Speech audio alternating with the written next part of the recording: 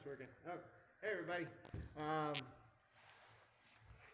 So we'll talk a little bit about time management because it's relevant to me right now.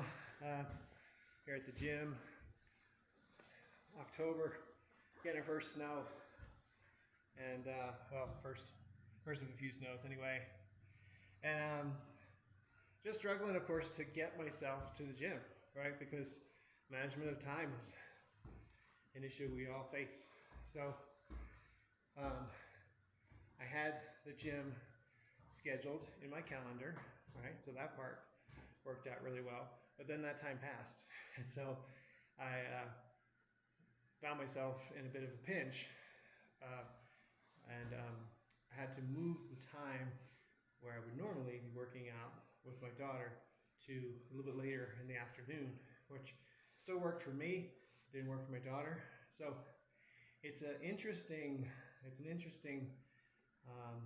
challenge to be in when caring for yourself, caring for the people around you, caring for the people to whom you've committed, right? And still making it all work, right?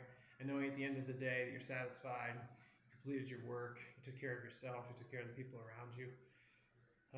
I think that's one of the biggest challenges. What I really want to emphasize in addition to that challenge and how we move through it is sort of the magic of effectively using a calendar. And what I mean by that is just, when I have something I have to do and I find myself double booked or I'm unable to do it at the time that I said, or maybe unwilling, quite frankly, I have to be disciplined enough to move that time, to change that colored block in my Google Calendar and push it into a later time that still fits, that's still realistic, right? It'd be easy for me to say, well, I'll just work out in the evening after dinner, but my gym closes at 7 o'clock, right? So that's not an option. So I have to fit it in somewhere within the day, right?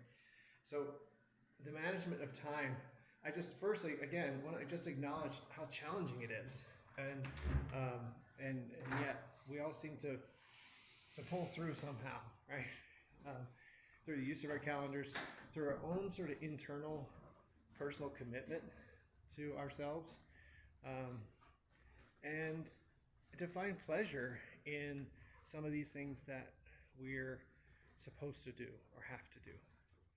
When I talk about sort of identifying the pleasurable parts of the have-tos in our lives, well, here I am in my gym. There's no one here. I have the gym all to myself, and I'm going to have a great workout. And I know it's going to change how I feel, right? I felt kind of stuck this morning, like things weren't quite lining up for me.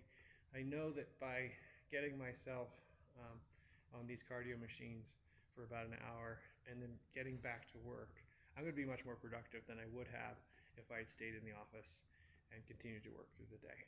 So if any of that resonates for you, I appreciate your attention, and I appreciate your comments.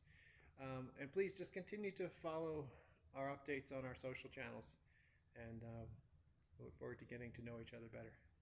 Thanks.